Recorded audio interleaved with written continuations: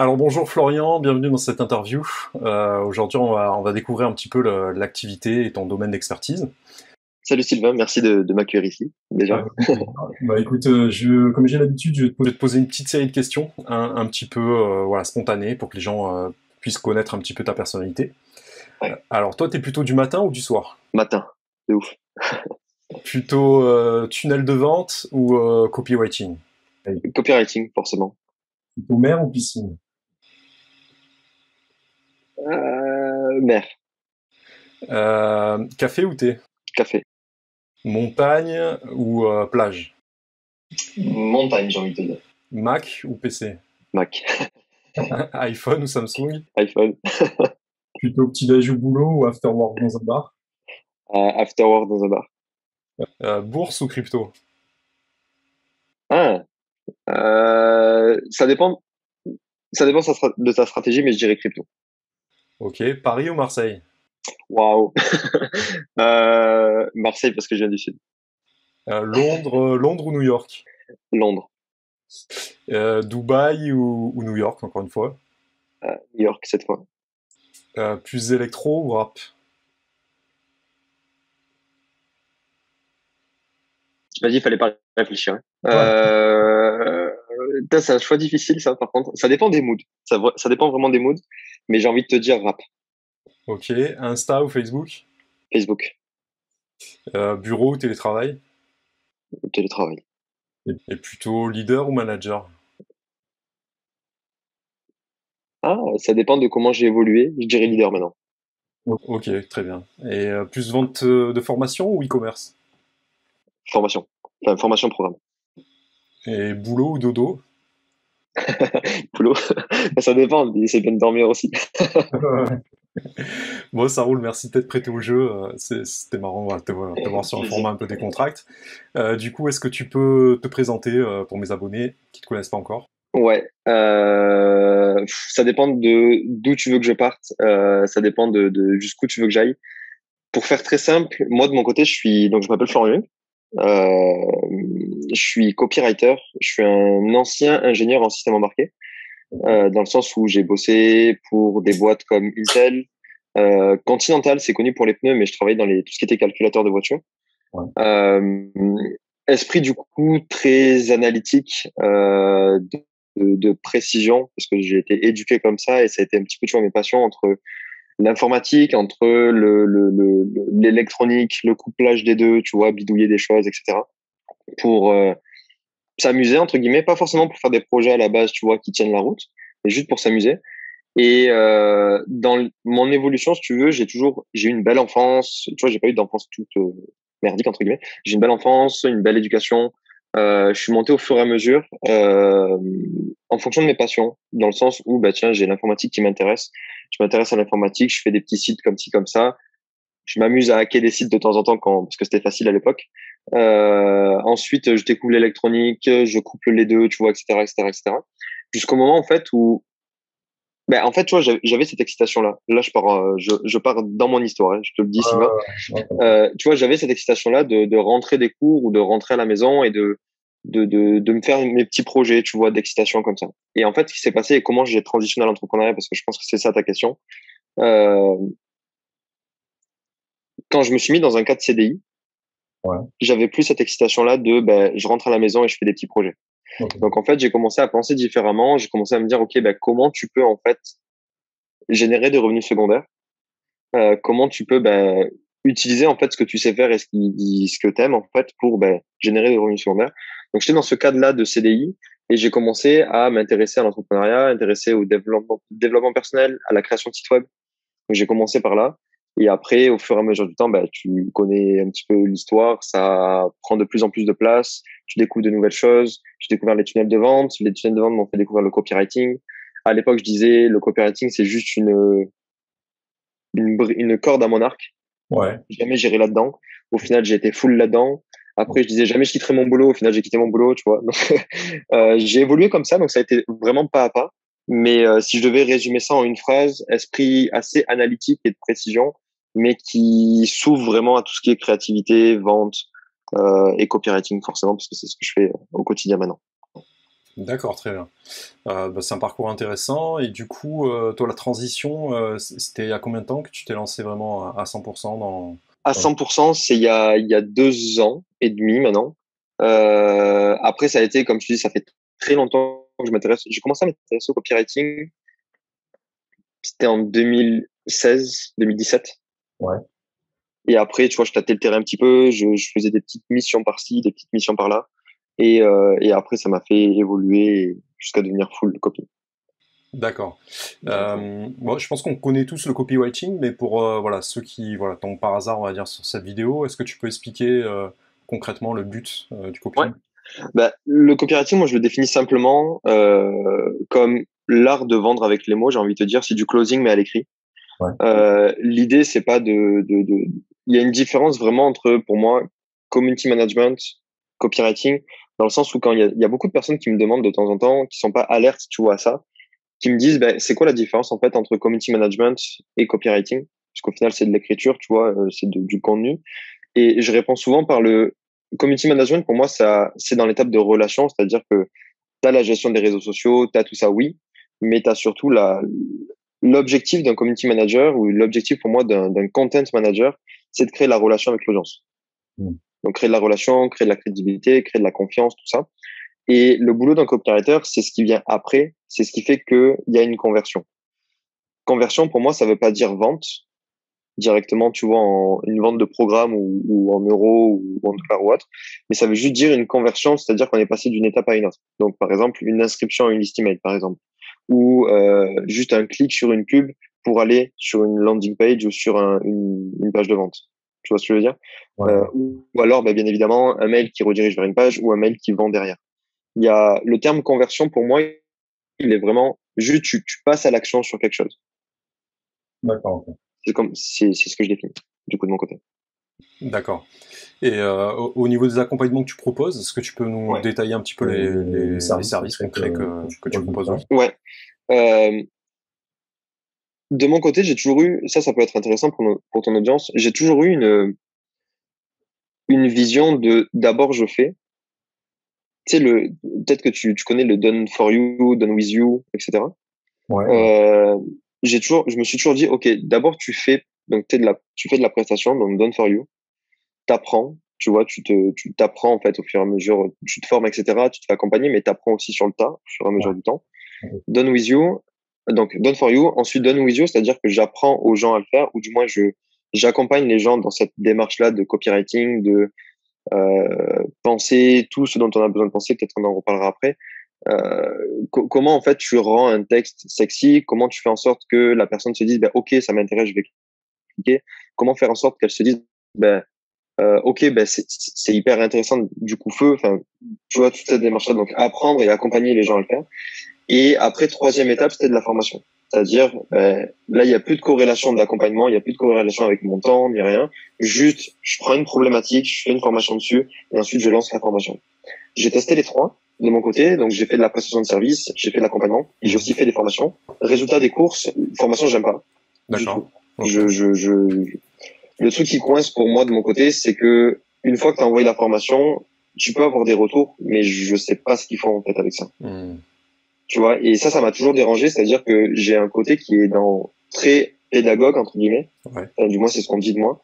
Euh, et j'aime pas quand je donne quelque chose, tu vois, de mon côté, sauf que je sais pas ce que en fait la personne, si elle le fait bien, si elle le fait mal, les résultats qu'elle peut avoir ou pas, tu vois. Il y a ce flou là qui me dérange. Donc du coup, alors soit j'ai pas trouvé la manière de faire les formations que moi j'ai envie de faire, mais du moins ça je l'ai écarté du coup de mon scope.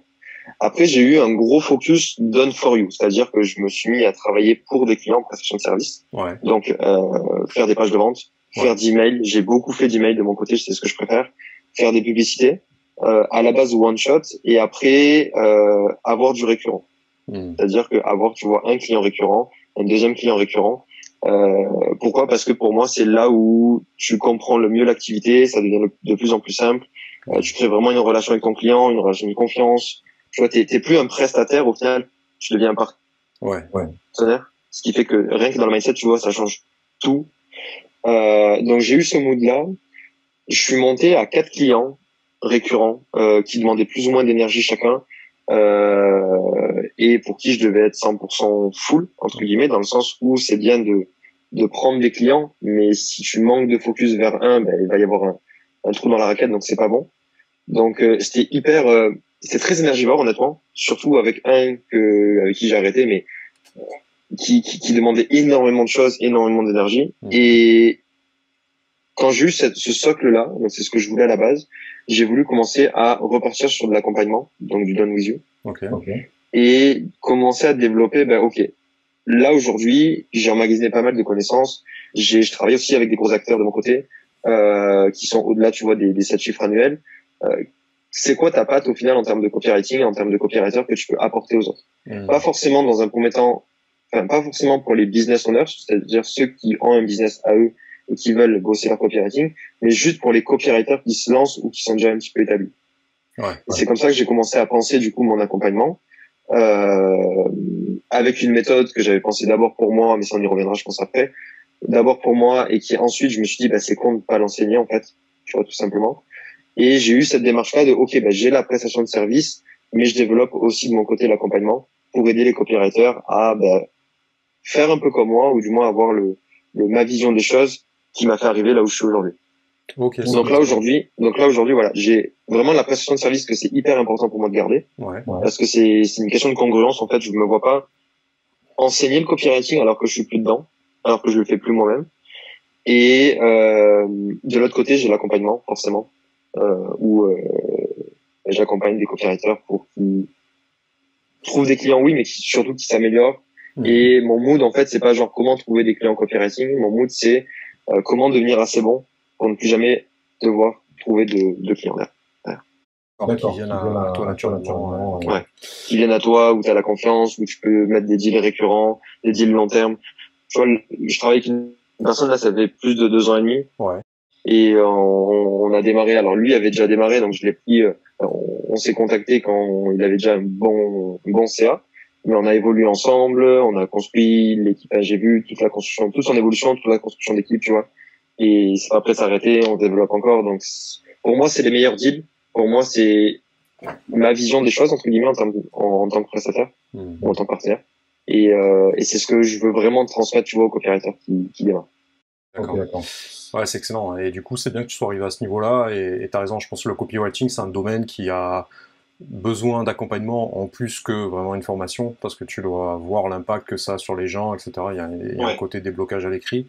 En fait, le copywriting, t'as besoin d'accompagnement. Tu peux te former. Moi, je me suis formé. La meilleure formation que tu peux faire, c'est prendre un mec que t'idéalises, j'ai envie de te dire. Comme moi, ça a été le cas, par exemple, avec Greg Lagrange, pour pas le citer, et de lire tout ce qu'il fait. D'acheter ses formations, tout. Et moi, c'est ce que j'ai fait au début. Alors, il y a eu beaucoup d'avantages, mais aussi des inconvénients. Dans le sens que, je lisais, tu vois, tous ces mails un à un. Quand je pouvais pas lire ces mails, j'avais, si tu veux, une grosse liste d'attente. Et après, je me prenais un moment et je les lisais, tu vois, date après date. Et en fait, juste le fait de lire ça, de continuer à le lire encore et encore et encore, fait que tu vois comment il amène les choses, tu vois comment la personne amène les choses, comment il arrive à faire passer tel argument, faire péter telle objection, tu vois, etc. Et tu commences à prendre sa patte, tu vois. Tu commences à avoir sa manière de penser. C'est comme quand tu prends un texte et que tu l'écris à la main, tu arrives à voir des choses. Pareil pour les formations, moi, j'ai acheté beaucoup de formations de chez lui, j'en ai acheté d'autres, mais j'ai acheté beaucoup de formations de chez lui justement parce que c'est lui qui m'inspirait à la base le plus. Et donc, je voulais savoir comment il réfléchissait, tu vois. Il était là où je voulais aller. Donc, c'est-à-dire en travaillant avec des bises, tu vois, qui sont à 2-3 millions. Comment, en fait, il réfléchissait de son côté. Et juste le fait d'avoir ça, fait que toi, tu développes ta culture et t'as juste ensuite à te développer. L'inconvénient, en toute transparence, le gros inconvénient que j'ai eu de faire ça, c'est que comment en plus j'arrive facilement à mapper l'énergie d'une personne, à mapper le fonctionnement d'une personne, etc. Et je me suis vraiment mappé sur lui. Ce qui fait que j'ai passé un temps où j'ai arrêté de le suivre. Là, je le suis plus du tout, pour être honnête. Mais j'ai arrêté de le suivre parce que mes textes ou ce que j'écrivais ou mes idées ressemblaient, si tu veux, vraiment à ce que lui transmettait. Et pour une audience qui est quand même petite, parce que le copywriting, c'est un monde qui est petit, c'est facile de dire, ben voilà, Flo, au final, c'est un Greg Junior, tu vois. Ouais. Tu comprends ce que je veux dire? Ouais, très Ou bien. c'est une copie de Greg. Ouais. Donc ça a été un bon apprentissage, mais ça a été aussi difficile de s'en séparer. Et j'en ai beaucoup parlé avec lui parce que j'avais pris son accompagnement, on m'avait accompagné en one-one. Et c'était une problématique justement qui remontait souvent, tu vois. Donc c'est bien de le faire, mais il faut faire attention à pas non plus mapper et à garder, tu vois, son univers, garder son authenticité, sa façon de parler, qui t'est propre à toi et qui est propre à aucun autre, directement. Ok, d'accord. Ok. Bah c'est bien que tu aies eu cette technique-là, entre guillemets. C'est vrai qu'il y a beaucoup de personnes qui ont des blocages, qui ont tendance à se dire, voilà, le mec, il est trop haut, etc. Donc, moi, je suis en bas, lui, il est trop haut. Alors que c'est vrai qu'il y a beaucoup de disciplines où, dans un premier temps, il est intéressant de copier, entre guillemets, c'est-à-dire vraiment se calquer sur ce que fait l'autre. Ça permet d'atteindre directement un très bon niveau. Et après, une fois que on a Après, bien fait... je mettrais une parenthèse, tu vois, dans le mot copier. C'est pas copier, c'est s'inspirer. Ouais. C'est pas copier, c'est s'inspirer. Après, il y a toujours t'es toujours inspiré et influencé, tu vois, par des gens. Moi, il m'inspirait à l'époque parce que, ben, déjà, il avait une personnalité que moi, je n'avais pas. Dans le sens où moi, tu vois, j'étais tout gentil, je voulais faire plaisir à tout le monde. Tu vois, enfin, on peut partir sur le développement personnel si tu veux, mais j'osais pas dire non, tu vois, enfin, tout ce truc-là. Et lui était très tranché, très clivant. Ce qui fait que ça me plaisait, tu vois. Et en plus de ça, moi, j'avais l'ambition moi, je me disais, mais t'imagines si en tant que copywriter, t'arrives à bosser avec des bises qui sont à 500 000 par an, à 800 000 par an, à 1 million par an, à 2 millions, 3 millions, 4 millions par an. Et lui, c'est ce qu'il avait. Il bossait avec 2 ou 3 clients, je sais plus. Euh, il enseignait, il bossait avec 2, 3 clients. C'était des clients qui étaient au-dessus des 7 chiffres. Et je me disais, mais moi, en fait, j'ai envie de faire ça, tu vois. J'ai envie d'être là. Je savais pas comment à l'époque, mais j'ai envie d'être là. Et c'est drôle ce que tu dis parce que là, je suis accompagné, mais aux US, de mon côté. Et, tu sais, chaque semaine, ou presque, on remplit un petit journal sur les avancements de la semaine, sur, tu vois, ton mood, tes prises de conscience, etc. Et je suis parti à Miami avec un client, justement, et toute une équipe, enfin, toute l'équipe, tu vois, d'Andy's, fin mai jusqu'à début juin. Depuis, j'ai une énergie, tu vois, de dingue. Et je me suis rendu compte, tu vois, j'ai eu plein de prises de conscience vis-à-vis de ça. Et je me suis rendu compte au final que tout ce que j'avais imaginé à l'époque où je commençais le copywriting, ben là, aujourd'hui, je l'ai. Dans le sens où les cours sont au-dessus du million, où je peux faire de l'accompagnement, où j'ai, entre guillemets, de la crédibilité, où je suis vraiment à l'aise avec tout ce que j'enseigne, tout ce que je dis, où ça me correspond vraiment, c'est aligné avec ce que je suis. Il y a de l'inspiration à droite à gauche. C'est toujours le cas parce que, ben, forcément, tu lis des choses, tu vois, tu documentes, tu fais de la veille, etc. Mais ça me calque à 100% avec ce que moi je veux, avec mes convictions, avec ce que je suis, etc. Alors qu'à l'époque, c'est un truc qui m'inspirait, tu vois. Aujourd'hui, c'est ce que j'ai. En peu de temps, en plus. En peu de temps, donc c'est très bien. Ouais, complètement. Donc, du coup, je dis souvent que c'est un chemin, dans le sens où, ben, il y a quelque chose qui t'inspire au début, mais si tu gardes les actions et si tu gardes le mood que, ben, ça m'inspire et ça m'inspire encore, à un moment, tu vas l'atteindre, obligatoire. Ouais, puis il y a une citation qui dit les grands artistes copient, les génies volent. Et alors même si les termes sont un peu péjoratifs, je pense que c'est un bon moyen d'hacker justement une grosse croissance dès le début, c'est de directement se calquer sur les meilleurs, quoi. Chose que les gens ne font pas forcément, hein. Ils ont tendance à vouloir d'abord se former eux-mêmes, enfin se trouver eux-mêmes, mais c'est vrai que se calquer déjà sur un chemin qui fonctionne, ça fait gagner des années, quoi, concrètement. Le meilleur, pour moi, vraiment, le meilleur, c'est poser tes couronnes sur la table, tu vois, et oser te faire accompagner par le mec qui t'inspire. Grave. Tu gagnes un temps, mais considérable. Peu importe le prix, après, c'est sûr que ça dépend de ton niveau de mindset actuel. Pas forcément de tes moyens, parce que les moyens, l'argent et les moyens, tu le trouves si tu en as vraiment envie, tu vois. C'est jamais un problème. L'argent, c'est jamais un problème pour moi. Par contre, ce qui est un problème, c'est le mindset dans lequel tu es. Dans le sens où si t'as pas les couronnes pour te dire, OK, c'est bon, j'y vais à fond, va y avoir de la friction. Donc, pour moi, un truc qui fait avancer et si tu veux avancer le plus rapidement possible, c'est que tu trouves une personne qui t'inspire de ouf. Tu tu vois son univers, tu vois s'il te correspond vraiment, tu vois si vraiment, tu vois, t'es mappé avec lui, et tu poses tes couronnes sur la table et tu dis, OK, c'est bon, je vais me faire accompagner. Donc, je prends un programme, je prends un accompagnement, je prends quelque chose, mais au moins tu m'aides, tu vois. Et c'est beaucoup plus valuable que de chercher, tu vois, à, ok, ben, comment ils font, comment il fait, tu vois, c'est quoi sa stratégie? Ok, il l'enseigne dans un programme et moi je vais essayer de voir ce qu'il fait pour essayer de le mapper. Parce que ça, c'est que la partie visible de l'iceberg. Ouais, Il y a énormément de choses en dessous que tu pourras pas comprendre et que tu pourras pas définir si tu fais pas partie de l'accompagnement, entre guillemets, ou si tu t'es pas accompagné par le mec. ouais, pour résumer, il faut essayer d'avoir justement l'ambition de presque vouloir dépasser ses mentors, essayer de faire Ouais, aussi bien, voire mieux qu'eux, ouais, et aussi avoir voilà l'ambition de pouvoir contacter les gens. Parce que même, bon là c'est un domaine où les complètement. gens ils coachent beaucoup, mais même dans l'artistique, je sais que par exemple dans la musique, il y a beaucoup d'artistes qui peuvent avoir une bonne carrière, mais qui osent pas contacter des grandes stars. Alors qu'en vérité, parfois, ben, ces grandes stars, elles répondent et ça leur fait plaisir Ouais, d'aider à leur tour. Donc, ouais, il faut oser, ouais. il faut oser. Moi, j'étais dans ce mood avant. Genre, Ouais, j'osais pas, tu vois, parler à des gens, j'osais pas contacter des gens, j'osais pas tout ça. ouais, Mais au final, tu risques quoi, en vrai? ouais, bien sûr. Genre, t'envoies un mail ou t'essaies d'appeler ou t'essaies d'avoir un contact, tu risques quoi? Genre, t'as pas de réponse ou t'as un non. Mm. Au Ouais, pire, au pire, t'as un non. Au mieux, ben, ça réalise quelque chose chez toi, tu vois. exactement. Donc, autant tenter. Et toi, du coup, dans tes services que tu proposes actuellement, est-ce que justement tu vas aller coacher que uniquement des personnes qui ont un high potential, qui ont déjà un business qui est déjà établi, ou est-ce que certaines personnes dans les abonnés qui regardent peut-être peuvent te contacter s'ils ont des moyens justement d'appliquer cette ambition dont on a parlé précédemment? T'as tendance à Ouais. filtrer ou pas forcément Moi, de mon côté, là, aujourd'hui, je me considère seulement, enfin, j'accompagne seulement les copywriters. Donc, si tu as quelqu'un dans ton audience qui est copywriter, qui veut euh, juste ça bien? appliquer une méthode, parce que j'ai développé une méthode, voilà, j'ai développé une méthode moi de mon côté, avec la méthode et autour l'accompagnement, Ouais. qui veut appliquer une méthode, qui veut vraiment, tu vois, pas se casser la tête, qui veut rendre, je le dis souvent, ça, c'est un peu la promesse, c'est rendre le processus d'écriture du copywriting simple, parce qu'au final, l'écriture dans le copywriting, c'est ce qui vient à la fin. Mm.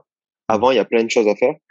Et généralement, si tu bloques sur l'écriture, Ouais. c'est que t'as mal fait des étapes en amont. Il te manque des choses en amont. Il te manque de la clarté en amont Mm. sur ben, les angles que tu utilises, les objections que tu dois faire péter, les arguments, etc., etc. Donc il y a un travail à faire en amont. Moi, mon positionnement aujourd'hui sur l'accompagnement, il est donc j'accompagne les copywriters, Ouais. pas encore les business owners, etc. Ça, j'ai un client qui le fait très bien et beaucoup mieux que moi entre guillemets. Mm. Donc je me mappe sur les copywriters. S'ils ont déjà de l'expérience, c'est beaucoup plus simple. Mais après, j'accepte les débutants à condition que je sélectionne leur mindset. D'accord. Tu Ok. vois, il faut qu'ils soient responsables, il faut qu'ils aient envie d'avancer et que leur responsabilité c'est sur eux, tu vois. Dans le sens où je veux pas je veux pas sauver des gens de mon Mm. côté. Ouais. Et Ouais. j'ai ce luxe en fait de dire ben, enfin c'est peut-être un luxe, j'en sais rien, mais j'ai ce luxe de dire ben ok, toi t'es pas prêt, donc on verra plus tard, tu vois. Mm. Ok. Quitte à rediriger vers des gens, je suis Mm. complètement OK avec ça. Mais en termes d'accompagnement, j'ai vraiment un gros focus sur la prestation de service, sur le partenaire que je peux avoir. En termes d'accompagnement, c'est un truc que je développe de plus en plus, que je vais développer de plus en plus dans le futur. Mais si la personne est 100% débutante, ce qui va vraiment jouer dans l'acceptation ou non, ça va être le mindset. D'accord. Ok. Et au niveau des blocages, des freins que tu constates parmi tes clients, quels sont les principaux blocages qu'ils ont pour En justement tant que arriver, copywriter, ouais, en tant que copywriter pour réussir? il y en a plein, il y en a plein. Je pourrais t'en citer 40 millions. Ouais.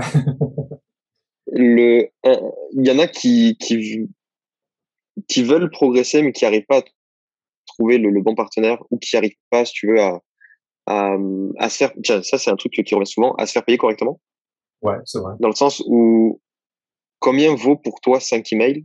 Mm. Tu vois, ben si tu réfléchis en mode salariat ou si tu Ouais, réfléchis en mode ben, comme la plupart des gens, tu vois, sur Terre, ouais, c'est, je sais pas, tu fais 5 emails, tu fais payer 100 balles, tu vois, ouais, parce que c'est que des emails. ouais, ouais, Mais ça quand se tu penses à ce que peut faire un email derrière, et quand ouais, tu penses dans quel mood il est et dans la valeur que tu apportes à ton client, ça peut être bien plus que 100 balles, évidemment. mais Donc, il y a... De quoi? non, non, j'allais rebondir, mais vas-y, je te laisse développer. Ouais. Donc, il y a un truc, c'est le prix, dans le sens où comment tu prices tes services, euh, quelle certitude tu as dans pricer tes services aussi, comment tu dimensionnes tes services, ça, c'est un gros point noir. Euh, Comment trouver des clients, forcément, ça c'est la problématique qui revient souvent dans le business en ligne. Mais ouais, si je devais t'en citer une, c'est ça. C'est genre prendre conscience au final de la valeur que tu as pour la personne Mm.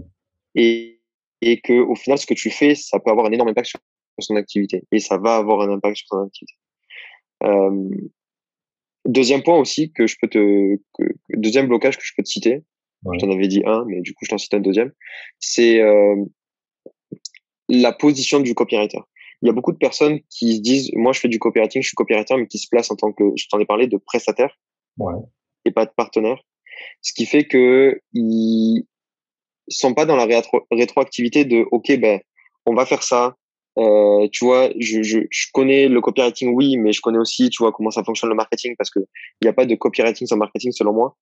Donc je comprends un petit peu les systèmes, je comprends l'activité de la personne, comment fonctionne la personne, comment il vend, comment il génère des opportunités, etc.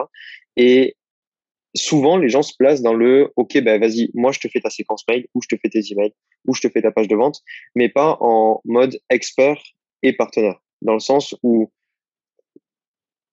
il y a une grosse différence entre une personne qui se place en tant que prestataire, c'est-à-dire, ben, OK, tu veux lancer tel produit, je te fais la page de vente, ou je te fais la séquence mail, et en tant que partenaire, dans le sens où oui, je te fais la page de vente, oui, je te fais tes emails, oui, je te fais ci, oui, je te fais ça. Mais derrière, moi, je te suggère de faire telle stratégie, ou on peut passer par telle stratégie, ou on peut faire ci, ou on peut faire ça. On peut tester, ça va marcher, ou ça va pas marcher, on sait pas, tu vois. Mais vraiment avoir ce lien de essayons des choses et prendre en fait prendre la place de, OK, ben, je suis un expert comme un autre, on est complémentaires. Et donc, du coup, j'apporte ma patte à ton activité. Parce que souvent, le CEO, tu vois, il a les yeux dans son truc et il Ouais. déroule.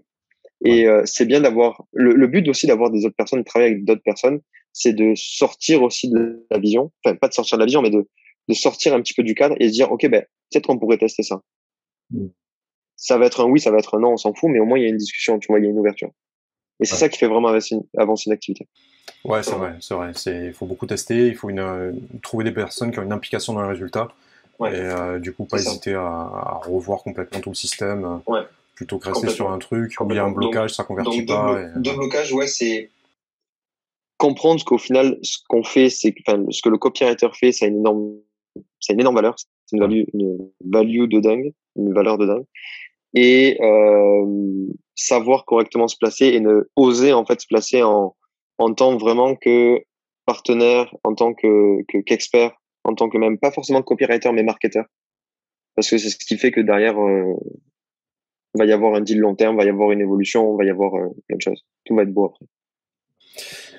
Toi, pour les emails que t'envoies, t'es Ouais. plus du style grosse tartine, un email infinissable, ou plutôt un truc très concis, très Ouais. efficace, ou Euh, c'est drôle ce que tu dis. Enfin, elle est très bonne ta question. Moi de mon côté, j'ai jamais de longueur. Je, Ok. je me dis pas, tu vois, je dois écrire 200 mots max ou je Ouais. dois écrire 800 mots minimum. Je me dis jamais ça.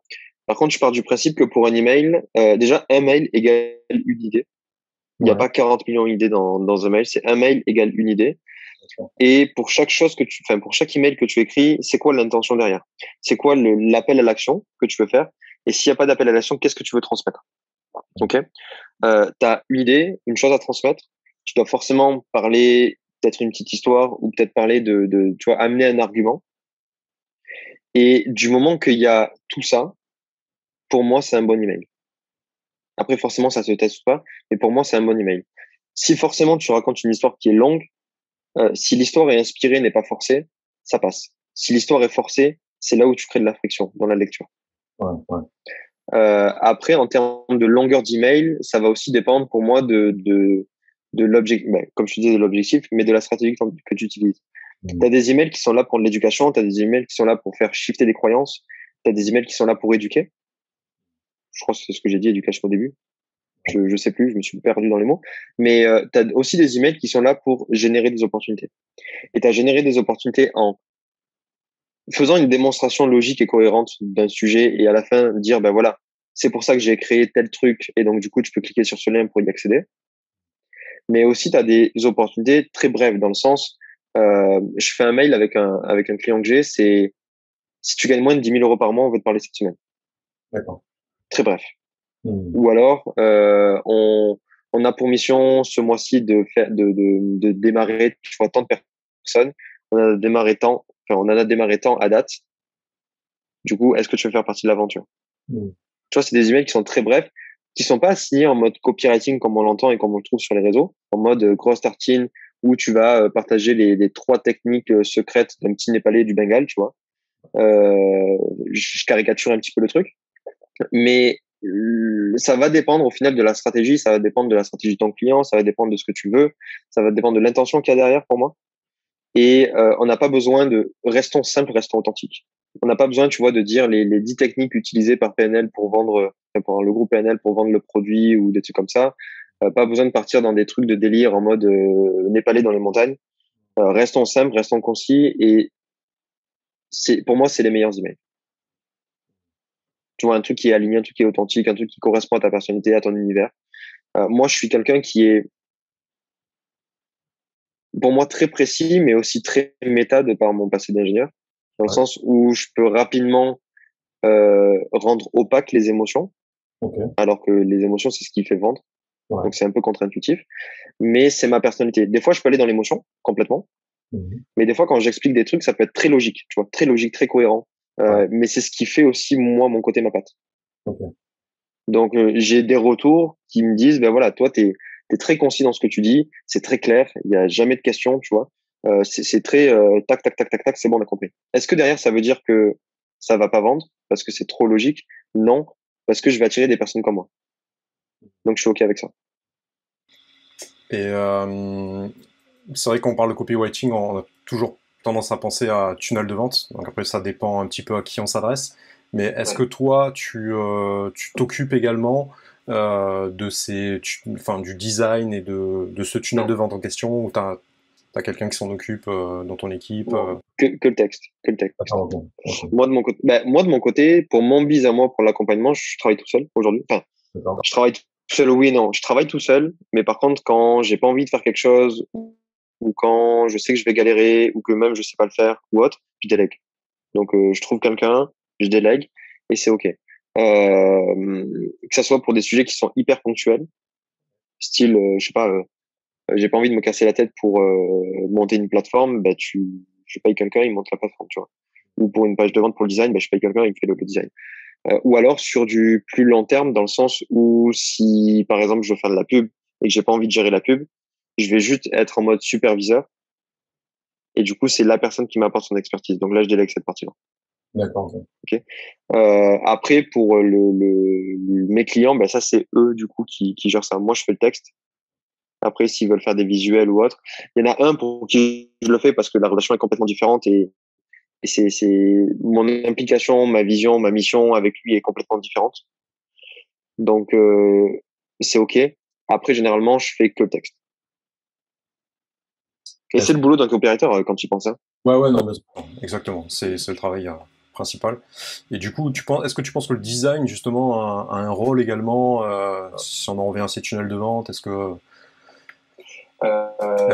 t'as pas peur, si je vais au bout de mon idée, est-ce que t'as pas peur si ton travail qui soit parfait à l'écrit, après peut être un petit peu gâché par un prestataire qui respecte pas forcément l'esprit que toi tu voulais, de diluer un peu le travail que tu avais fait à l'écrit. Je sais pas si tu captes ce que je veux dire. Ouais, je comprends ce que tu veux dire. Moi, déjà, de mon côté, je porte une attention qui est moyenne au design. Ok. Dans le sens où, tu vois, avoir un gros design de fou qui donne envie et tout, c'est bien, mais pour moi, c'est pas la priorité. Okay. Dans le sens où si la personne a pas déjà un gros CA, ça sert à rien, entre guillemets, de faire une page de dingue, de payer des graphistes hyper chers, tu vois. Il y a d'autres choses en amont. Pareil pour le copywriting. Copywriting, pour moi, c'est pas ce qui doit être mis en avant en premier, tu vois. D'abord, tu fais du CA, d'abord, tu fais tes trucs, d'abord, tu testes ton offre, d'abord, tu valides ton offre. Tu arrives à avoir de la gestion d'opportunités constante, même prévisible.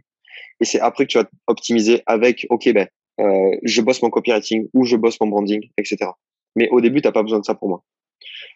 Après, quand tu arrives à des niveaux où tu vas commencer à bosser le branding et tout, pour moi, ça a un impact de lier branding et copywriting. Mais pareil, il faut que ça soit bien intégré. Mm. Après, généralement, si toi, tu es professionnel, que ton client est enfin, que le business owner, le CEO est professionnel et que toi-même, tu es professionnel, tu arrives à t'entendre, tu vois, et tu dis, bah, OK, moi, je verrai plus ça comme ça. Tu sais, tu collabores. Donc, c'est pas chacun fait son truc. C'est genre, tu collabores, ben, peut-être fais ça. Est-ce que tu peux me réduire ci? Est-ce que c'est possible de rallonger ça, tu vois? Il y a toujours des discussions, ce qui fait que, bah, tu arrives à aligner quelque chose, quoi. Et Ouais. si tu n'arrives pas à aligner quelque chose, ben, c'est le CEO qui tranche. Tout Ok. simplement. Ok. Ouais, donc d'abord y aller par étapes. C'est vrai qu'il y a des personnes qui ont tendance à se dire, voilà, il faut un bon, enfin, un copywriting, tu viens devant, faire un truc très compliqué, alors qu'il vaudrait mieux d'abord valider toutes les étapes, Ouais, s'assurer c'est que ça. chaque étape est bonne et avancer progressivement avant d'avoir Complètement. une usine à Complètement. gaz. Tu sais, moi, je suis vraiment dans le mood, et ça, c'est parce que bah, j'ai ce mood-là de base. La mission qu'on porte avec un client, du coup, on porte ça. Au début, on n'a pas besoin de tunnel de vente, on n'a pas besoin de pub, on n'a pas besoin de webinaire, on n'a pas besoin d'atelier, on n'a pas besoin de faire des petites formations. Alors, tu peux le faire, mais si tu as des ambitions pour aller, par exemple, aux 10 000, 15 000, 20 000, rapidement, t'as pas besoin de ça. Ouais. Enfin, fais-toi connaître, construis une audience où tu as des clients potentiels et tu as des clients qualifiés. Mm. Construis un bassin où ils peuvent te retrouver, dans le sens où c'est pas genre je m'adresse un peu à tout le monde et un bassin que tu maîtrises en fait directement, tu maîtrises les conversations, tu maîtrises les sujets, ils te voient de plus en plus, tu développes de plus en plus la confiance, la crédibilité, etc., etc. L'engagement aussi. Et c'est à ce moment-là où, une fois qu'ils te connaissent, une fois qu'ils ont la confiance, une fois que tu as ton bassin de clients, tu peux lancer quelque chose. Tu valides oui ou tu ne valides pas. Si ça valide, parfait. Si ça valide pas, t'ajustes. Toujours la même chose. Et ensuite, bah, tu apprends à générer au fur et à mesure des opportunités. Et c'est une fois que tu as ça que tu peux te dire, bah, OK, pour aller plus loin, bah, je mets en place un tunnel de vente, je mets en place de la publicité, je mets en place, tu vois, une VSL, je mets en place un webinaire. Voilà. Mais il faut que ça soit, en fait, le cheminement, il faut qu'il reste simple. Si tu ajoutes de la complexité dès le début, tu vas te perdre à un moment donné. Ouais.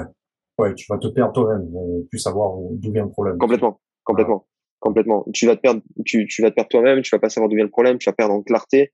Si t'as pas de clarté, ben, tu vas procrastiner aussi. Tu vois, c'est un enchaînement de trucs qui fait que, ben, pourquoi ça marche pas? Ben, qu'est-ce que tu fais? Ben, je sais pas trop, en fait.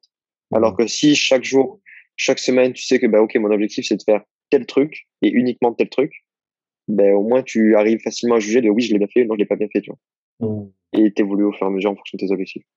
Ouais, c'est bien, tu as un esprit assez mathématique là-dedans pour Ouais, garder une clarté, et ça, je pense, c'est important 100%. pour guider les gens. 100%. Ouais.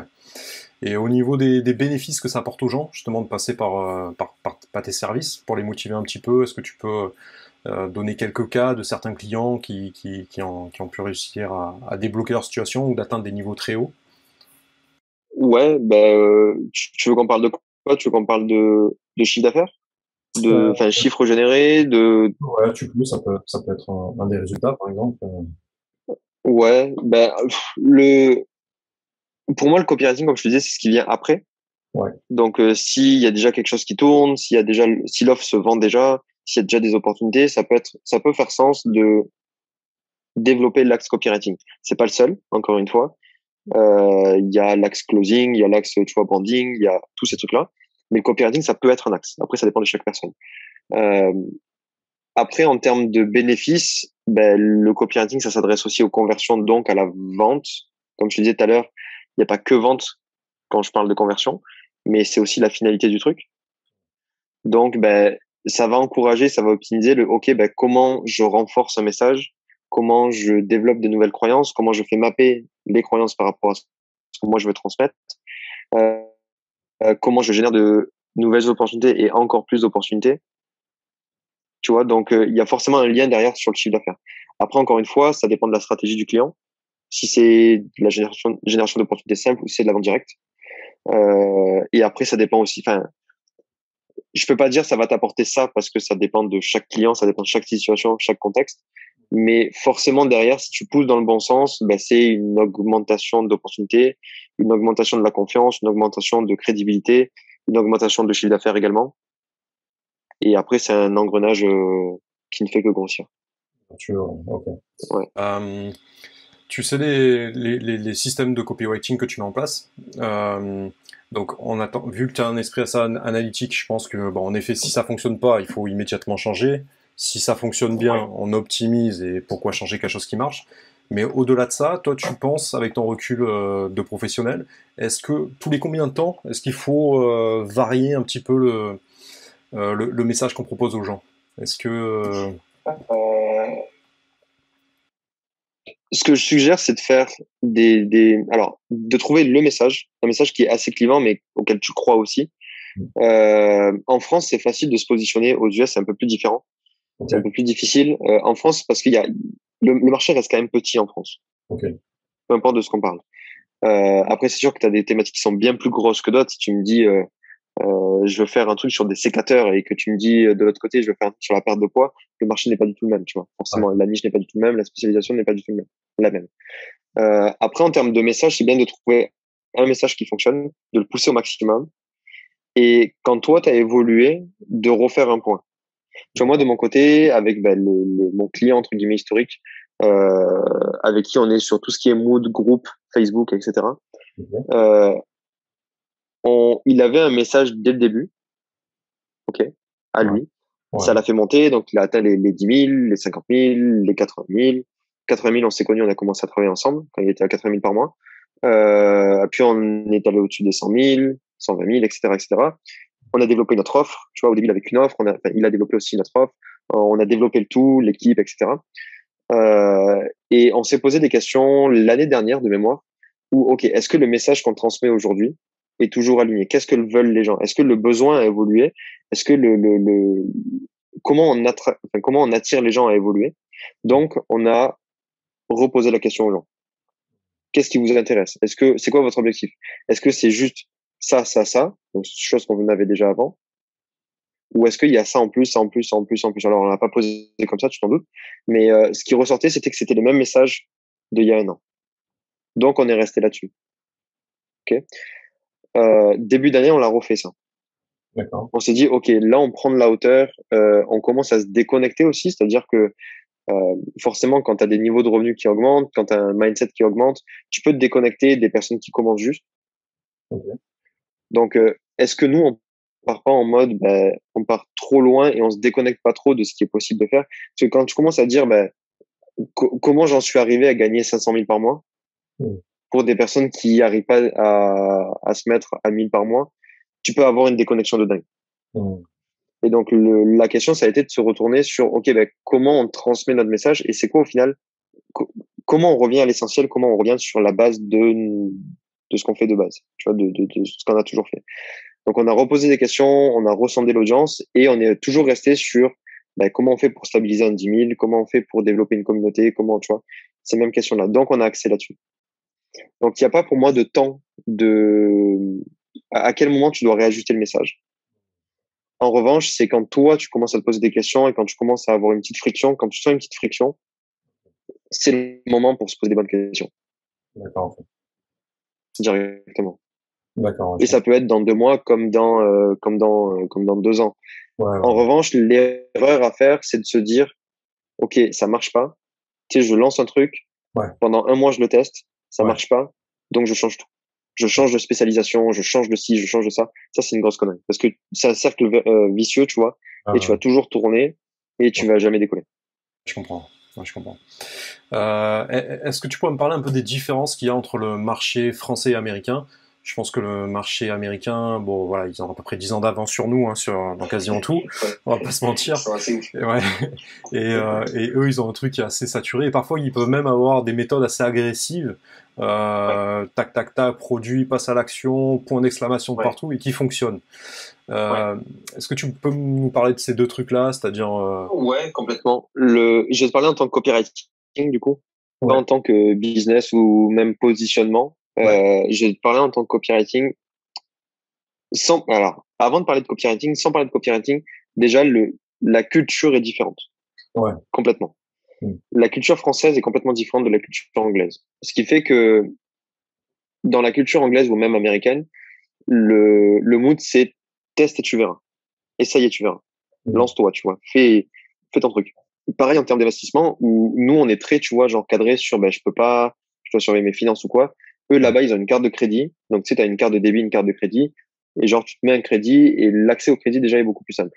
Le mood est différent, la culture est différente, l'accès au financement est différent. Donc, du coup, il y a moins de friction vis-à-vis de ça. Et après, en termes de copywriting, du coup, ça se ressent. C'est-à-dire que nous, on est beaucoup plus cadré, ce qui fait que quand tu arrives sur le marché français et que tu te dis perds 50 kilos en 3 semaines, quand le marché n'était pas éduqué, ça marchait. Quand le marché même n'était pas éduqué, ça fonctionnait. Il y a de la sophistication de marché qui se fait. Et du coup, ces techniques-là, on les voit. Pourquoi? Parce que avant ça fonctionnait. Maintenant, il y a de la sophistication, donc ça augmente. Donc, forcément, plus tu fais des promesses qui sont improbables, moins les gens te croient. Ouais. Donc, t'as cette partie éducation-là qui se ressent en France. Et comme le français de base est sceptique, du coup, t'as ce gap qui se fait avec les US. Les US, t'as toujours des grosses promesses. Forcément, t'as aussi de la sophistication de marché. Mais le mood de base est pas le même. Ce qui veut dire que tu peux très bien être hyper agressif aux US et pour peu faire la même chose en France, mais ça va pas passer en France. Ouais, je comprends. C'est pas que le marché, c'est aussi c'est aussi culturellement. Ouais, Il y a pour moi, il y a une grosse culture vis-à-vis de ça. Ouais. C'est très culturel pour moi. Ouais. Même si tu peux essayer de faire de l'ultra agressif sur la France, tu vois, c'est ok. Par contre, il faut toujours penser que le mood est différent. La façon de réfléchir d'un Français est différente d'un Américain. Et au-delà de ça, tu sais, je pense il y a des profils différents de personnes qui sont plus ou moins adaptées à devenir entrepreneurs. Et pour le copywriting, je pense que c'est la même chose. Quels seraient les prérequis ou les qualités ou les caractéristiques qu'il faudrait pour repérer quelqu'un qui pourrait être un bon copywriter ou qui pourrait être c'est une bonne question. Je me suis jamais posé en vrai ça. Je pense avoir une certaine empathie. D'accord. Okay. Donc faire preuve d'empathie et écouter plus que dire. Ouais, c'est dans le sens où là où tu arrives à mapper directement le mood d'un client, où tu arrives à mapper directement comment il réfléchit, comment il fonctionne, les idées qu'il a envie de transmettre, etc. C'est de l'écouter, de lui poser 40 millions de questions, mais surtout de l'écouter et de sentir son énergie, d'avoir de l'empathie. Tu vois. Je pense que c'est une des plus grandes qualités. Je dirais pas le rédactionnel parce que moi j'étais une bille en français. Si mes anciennes profs de français regardent ce que je fais aujourd'hui, jamais elles me croiront. D'accord. Donc je dirais pas les qualités rédactionnelles, mais capacité pour moi d'analyse, capacité de rapidement comprendre les choses et grande empathie par rapport aux clients. Ok. Okay. Et enfin aux clients avec qui tu travailles et aux clients de ce client-là, forcément. D'accord. Et pour ceux qui connaissent pas le copywriting, mais chez qui ça aurait titillé d'entendre voilà, tout ça, qui se disait ah tiens pourquoi pas, est-ce que tu aurais des ressources à conseiller? Ça peut être des livres, ça peut être des films, ça peut être un blog. Waouh, ouais, il y en a plein. Je sais pas si je vais pas te passer le livre volontairement, mais et je vais pas te passer mon contenu volontairement aussi. Mais le mieux, c'est de trouver des copies ou de trouver des personnes, tu vois, dans le marketing, avec qui tu sens un truc, tu vois, qui arrive, avec qui tu vois, tu sens une inspiration et de regarder tout ce qu'ils font. D'accord. Donc, c'est-à-dire, forcément, tu as des livres, tu vois, de copies, tu as des, on peut, tu sais, si tu cites, par exemple, Gary Albert, Gary Bencivenga, Carlton et tous ces gens-là, oui, ils ont fait des livres, tu vois, ils ont écrit des choses et tout, c'est bien de les lire. Mais là où tu apprends le plus, comme je te disais au tout début, c'est quand tu as une personne qui t'inspire, tu rentres dans son système et tu regardes tout ce qu'il fait. T'as un Ben Settle, par exemple, que tu kiffes, tu rentres dans sa liste, tu lis tous ses mails. Okay. T'as un Florian Hugues qui t'inspire, tu rentres dans sa liste, tu regardes ses mails, tu regardes ce qu'il fait, tu vois. Pour pas me citer. Pareil pour moi à l'époque, Greg Lagrange, tu vois, pour le citer aussi. Je pense que c'est la meilleure façon d'apprendre, la meilleure façon de savoir si vraiment c'est un truc qui t'intéresse. Et après, le temps va faire son chemin, tu vois, le temps va faire le boulot. C'est-à-dire que si c'est pas ton truc, tu vas t'écarter au fur et à mesure de ça. Si par contre tu commences à développer une passion et vraiment un gros intérêt vis-à-vis de ça, tu vas aller là-dedans. Moi, ça a été mon cas, tu vois. Moi, au début, je disais non, mais ça, c'est juste une corde à mon arc. Et au final, j'ai complètement fait la transition parce que je trouvais ça passionnant. Quand tu t'intéresses aussi à ce qu'il y a derrière, tu peux t'intéresser. Moi, j'adore quand un sujet est ultra profond. quand tu t'apprends et quand il y a toujours des choses à apprendre. C'est le cas avec l'informatique, c'est le cas avec l'électronique, c'est pour ça que je suis allé là-dedans aussi. Mais le copywriting, c'est ça. Si tu pousses le copywriting jusqu'au bout, c'est pas simplement apprendre des structures, c'est pas simplement écrire, mais c'est, tu vois, comprendre les profils de personnalité qui existent, à qui tu t'adresses, comprendre la psychologie de l'achat, comprendre la psychologie même des foules, même sans faire référence au trading, mais psychologie des foules, comment la masse, entre guillemets, agit, psychologie de la vente, tu vois, tous ces trucs-là. Et est-ce que c'est obligé de passer par là? Non. Mais par contre, ça peut être vraiment un gros bénéfice, tu vois, un gros avantage de s'intéresser à ces sujets-là uniquement si tu veux t'y intéresser.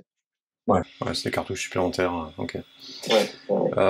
Pour revenir un petit peu dans le côté plus technique, est-ce que toi tu vois une structure qui fonctionne à coup sûr? Parce que c'est vrai que voilà, copywriting, il y en a, ils ont tendance à penser qu'il faut juste écrire sans trop réfléchir, etc. Mais je sais qu'en général c'est assez structuré, donc dans la manière dont on amène les choses. Est-ce que toi t'as une structure? Alors je sais pas, bon, tu veux peut-être pas dévoiler tous tes trucs, mais Si, je peux tout dévoiler dessus. Bah, je te laisse dérouler alors. Ouais, tu vois une structure particulière qui est assez accrocheuse pour. Et moi, il y a une structure. Ouais, il y a beaucoup de monde qui cite par exemple AIDA ou des trucs comme ça. C'est le truc classique du attention, intérêt, désir et action, je crois de mémoire. Moi, il y en a une que j'aime beaucoup. C'est l'acronyme, c'est POSER. POSER. Ouais, ça L'idée, tu connais? Ouais, je l'ai déjà vu, j'ai dû voir ça sur un schéma ou sur un. Ok. L'idée, en fait, c'est tu mets une promesse, ensuite tu donnes un obstacle. D'accord. Okay. Solution, exemple, et reach. Donc reach, c'est l'appel à l'action. D'accord. Et pourquoi j'aime cette structure-là? Parce que elle est ni trop longue ni trop courte. Elle est ni trop abstraite ni trop concrète, dans le sens où tu vois, pour moi c'est le juste milieu. Ouais. Pour te cadrer assez, mais te donner assez de liberté aussi. Ouais, c'est vrai. Et tu peux aussi l'adapter dans n'importe quoi. Si tu veux faire, alors peut-être pas une page de vente, mais tu fais un email, si tu galères, bah, tu respectes cette structure-là, c'est bon. Si tu veux faire un post, pareil. Si tu veux faire une vidéo, pareil. Si tu veux contacter des gens, pareil. Tu vois. C'est facile en fait d'utiliser ça dans n'importe quel type de contenu.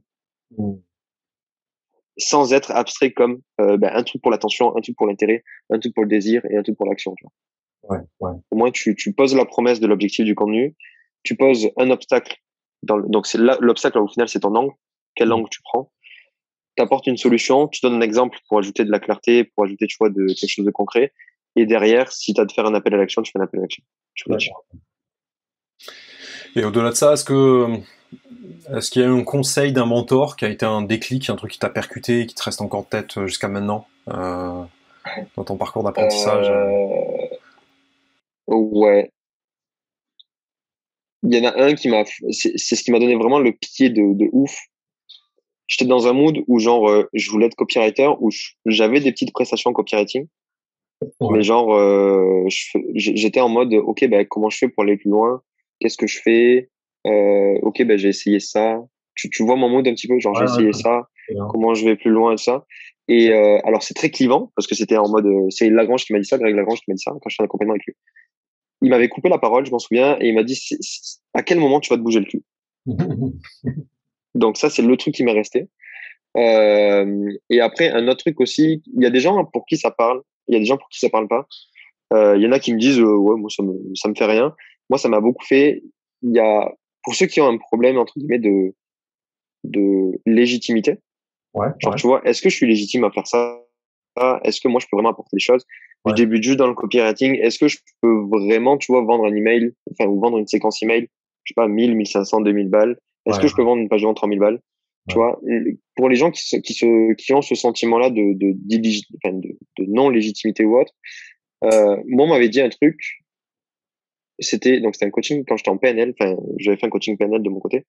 On m'avait dit, est-ce que tu as déjà vu un con se demander s'il était con?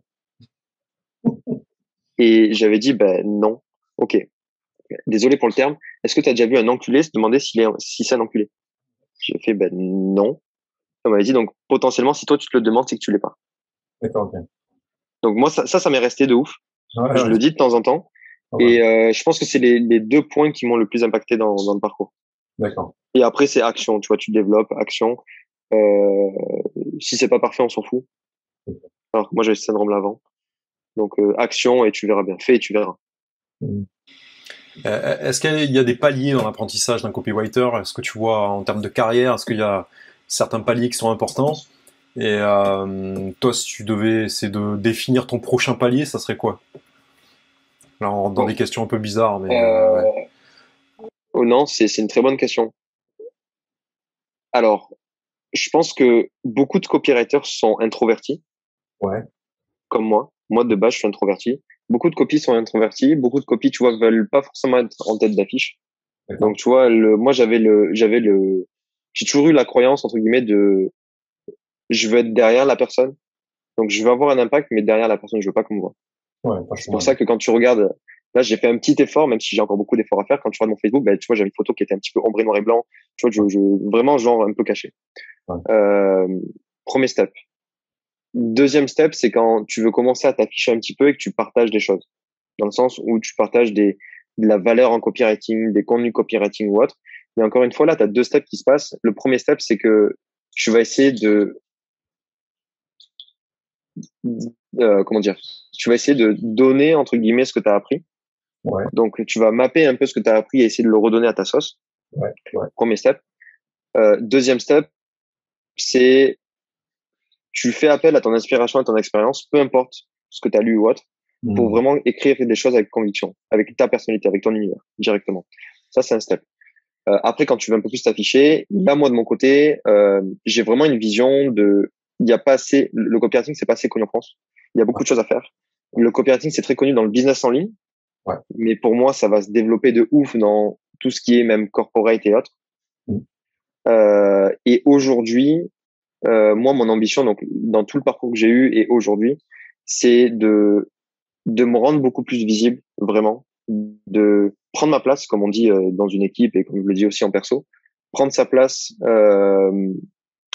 montrer en fait les possibilités, montrer ce que moi j'ai pu faire, chose que j'ai pas trop montré de mon côté, tu vois, j'en ai parlé sur ma liste ou autre, mais j'ai jamais trop montré ce que je faisais, trop montré aussi avec qui je travaillais, tu vois, les choses que je faisais, ce qu'on a atteint, les résultats, enfin tout. Donc montrer ça, partir plus dans un mode inspirationnel Ouais. et réellement prendre sa place, tu vois. Genre apporter quelque chose en termes de copywriting, apporter un nouveau mood et pas simplement le mood, on écrit des posts, tu vois. Ouais. Faire en sorte d'aider les autres copies à prendre leur place également Mm. dans ce qu'ils veulent, que ce soit dans l'infoprenariat, que ce soit dans même le monde corporate, parce qu'il y a énormément de choses à faire pour moi dans tout ce qui est startup et autres. Donc prochain mood pour moi, c'est ça. C'est j'ai fait tout ce que je faisais. Aujourd'hui, je suis ok avec tout ça. Je me sens, j'ai plus de blocage à aller plus loin. Enfin, peut-être que j'en ai, j'en sais rien, tu vois, ça c'est à définir, mais je me sens plus bloqué, donc prendre sa place directement. T'as quel âge là actuellement? 28. Ouais, c'est bien, hein, t'as déjà une bonne. Je vais avoir 29 Ouais, ouais, le ouais. mois prochain. Ouais, ouais, t'es encore jeune. Et du coup, matérialiser concrètement cette image du Florian Hugues qui inspire les gens, etc., tu penses que ça sera sous quelle forme? Sous forme Waouh, c'est bonne tes de... questions. Euh, Sous quelle forme? Euh, je pense que je vais te répondre avec le même mood que j'ai avec le copywriting aujourd'hui, c'est juste être authentique et être toi-même. Ouais. Dans le sens où moi je suis pas matériel du tout. Ouais. Enfin, je Ok. suis pas matériel. Je suis pas matériel. En Ouais. revanche, tout ce que je fais, c'est pour moi personnellement. Ok. Dans le sens où, tu vois, je suis pas fan de voiture, donc je sais que je m'achèterai pas une énorme voiture. Ouais. En revanche, j'aime les montres. Ok. Donc, le premier cadeau, entre guillemets, que je me suis fait, ça a été une belle montre. quelle montre? Moi, je suis fan de montres aussi, donc. C'est vrai, attends, je démarre, c'est une Hamilton, le début, tu vois. Ok, ok. Le début. Mais Là, cette année, je projette un peu plus haut de gamme, quand même. ouais, tu vises quoi? Qu'est-ce qui te ferait rêver Une en montre? Omega. Ok. Une Omega Speedmaster. D'accord. La Ok. Moonwatch. Une Après, montre haut de gamme, on verra. Il n'y a pas une montre qui est inaccessible et qui te ferait rêver. Ça serait quoi? T'es plus quoi, toi, comme marque? Après, moi, j'aime beaucoup Omega. Après, j'ai pas encore assez de connaissanmes selon moi et je vais y revenir là-dessus sur Ouais. tout ce qui est, tu vois, les Breitling, les Patek, tu vois, tout ce monde-là. Ouais. En revanche, pourquoi aussi les montres ça m'intéresse? j'ai un gros mood investisseur aussi. Ok. Tu vois, je suis investisseur en crypto, je suis investisseur en immobilier, tu parlais d'immobilier. Ok. Donc, il y a le côté investissement aussi qui me plaît. Ok. Tu vois, investissement dans les montres, investissement dans le vin. Ouais. Tu vois, il y a tout ce mood-là qui m'intéresse. Et encore une fois, pourquoi ça m'intéresse au-delà de l'investissement, au-delà de tout ça, c'est que c'est des sujets qui sont ultra profonds. T'écoutes un passionné de montre, Mhm. Ouais. j'écouterai des heures un passionné de montre. Je vais acheter mon vin, tu sais, j'ai une petite cave chez moi là, donc je me suis fait ma petite cave tranquille et tout. Quand je vais acheter du vin, tu vas voir le mec, tu vois, qui travaille là-bas. Si tu le trouves bien, il te raconte des histoires de dingue. Ouais, c'est vrai. Et c'est passionnant, tu vois, ça te passionne du truc. Donc moi, c'est plus ça qui m'intéresse. Donc pour revenir au sujet de base, j'ai pas de côté matérialiste, entre guillemets. Par contre, c'est juste la liberté de choix que tu peux avoir. Moi, de mon côté, tu vois, aller péter, me dire, bah vas-y, demain je vais péter à Paris parce que j'ai envie d'aller péter à Paris, puis ensuite je me fais un petit détour par le Canada et je reviens en France, tu vois, je reviens à Toulouse. C'est parfait pour moi, tu vois. Et bizarrement, quand je suis parti à Miami avec l'équipe et tout, comment ça s'est fait? Je suis parti à Paris, ensuite je suis parti à Miami, je suis revenu à Paris, j'ai étendu mon séjour à Paris, je suis revenu à Toulouse, puis ensuite je suis reparti à Paris. Tu vois, il y a eu des trucs qui ont fait que j'ai une liberté là-dessus. Et je veux vraiment inspirer, enfin apporter le mood de, au final, tu deviens libre de faire ce que tu as envie. Si t'as envie, si ta passion, toi, c'est les grosses voitures, ben prends une voiture, tu vois, t'auras la possibilité. Moi, de mon côté, les montres, ça m'attire. Je suis pas un gros connaisseur de montres, mais les montres, ça m'attire. Et j'adore aussi les restos, tu vois. Genre, je pourrais taper 1500 balles par mois de resto et d'expérience là-dedans, parce que c'est une expérience, tu vois. Voilà. Donc, plus côté inspirationnel sur le, pas matérialiste, mais la liberté que ça t'offre. Ouais, je comprends. Ok. La liberté de choix. Ouais. Et je rebondis un petit peu sur l'investissement, parce que moi c'est vrai que j'ai une chaîne sur l'indépendance financière et j'investis beaucoup. Est-ce qu'il y a un investissement, t'es dans quel investissement là cette année en ce moment, tes pensées elles vont vers quoi Waouh, là tu tends une. En fait, j'ai fait des investissements crypto il y a longtemps, donc ça je suis ok avec ça. C'est à soi. Enfin c'est j'ai fait ce mood-là, ok c'est bon. J'ai fait de la bourse juste pour jouer en vrai, juste pour voir tu vois comment ça marchait et tout ça. J'ai aucune stratégie derrière. Et j'ai commencé l'IMO en 2019. D'accord. J'ai acheté un immeuble, l'immeuble il tourne très bien, et après j'ai acheté une maison en 2020. Enfin vraiment début 2020, qui devait très bien tourner, de ouf. Au final, il y a eu plein de retard avec les chantiers, Covid, tout ces trucs-là. D'accord. Et les travaux sont partis en vrille, littéralement.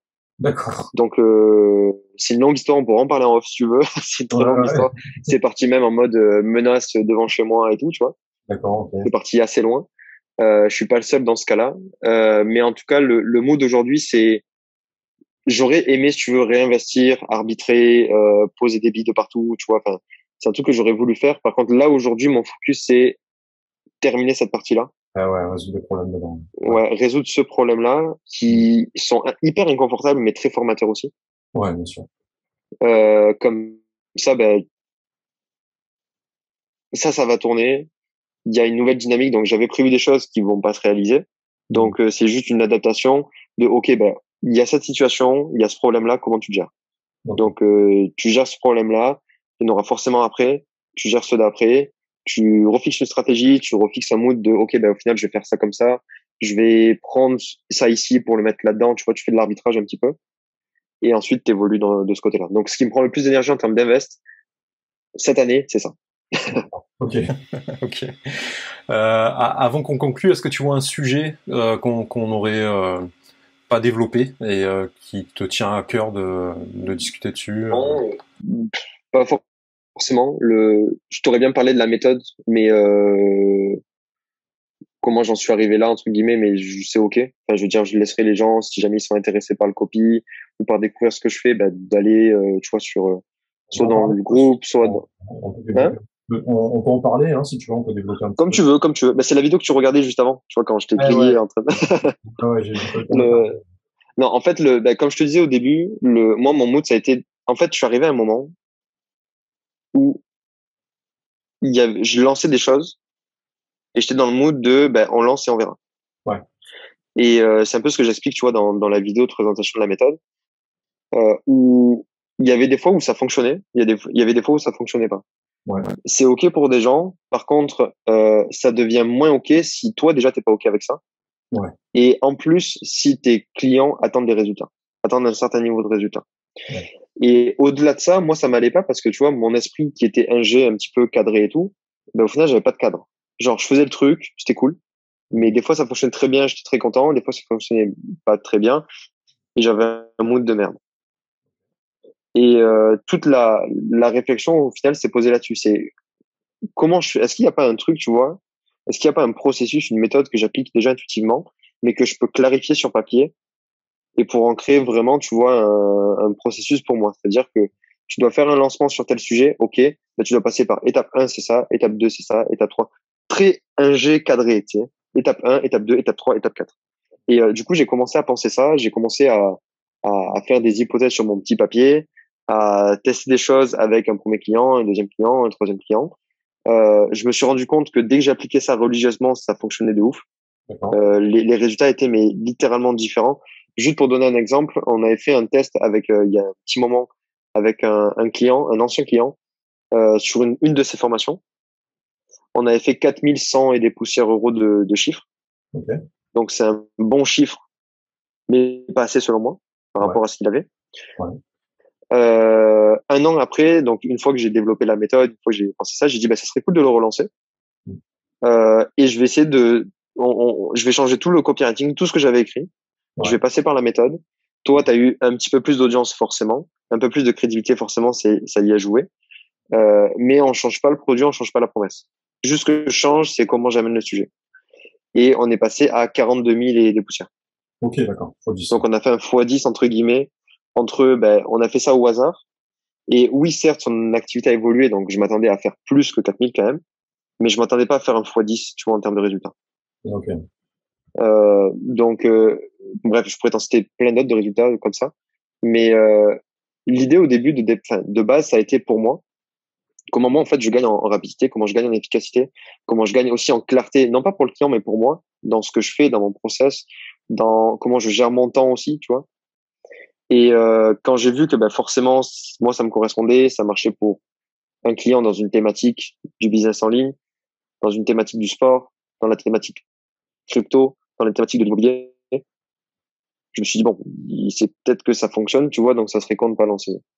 Et c'est là, au final, où je me suis dit, comme je te disais en début d'interview, où je te disais, c'est là où j'ai commencé à réfléchir vraiment à partir sur de l'accompagnement, parce que j'ai ça fait complètement sens. Moi, je l'applique, je peux en parler, je suis animé par ça, tu vois, en plus, je l'ai créé directement, tu vois. Ouais. Donc, je l'enseigne. D'accord. Okay. C'est intéressant, hein, ça donne envie de te contacter pour en savoir. Ouais, après ça, tu fais ce que tu veux. Mais voilà. Après, sinon, non. Je pense que ça a été on est parti un peu en vrille. Enfin, moi, je pars souvent en vrille sur les sujets. Ouais. Je te le disais au début, tu vois, je peux partir à droite à gauche, mais je pense que ça a apporté de la valeur, ouais, et que ça va aider pas mal de personnes. Ouais, carrément. Non, c'est beaucoup de valeur ajoutée. Est-ce que tu vois une conclusion à apporter à cette interview? T'as un petit peu conclu, mais pour ceux qui hésitent, faites et vous verrez. Okay. Ça peut être une bonne conclusion. Ouais, c'est très bien. On va se quitter là-dessus. Merci Florian, j'ai kiffé cette interview, c'était hyper intéressant. J'espère qu'on aura d'autres occasions pour échanger ensemble. Et un grand merci pour toute la valeur que tu as apportée à mon audience. Et voilà, je te souhaite une très belle journée et je te dis à bientôt. Bonne journée à toi, à plus. Ouais.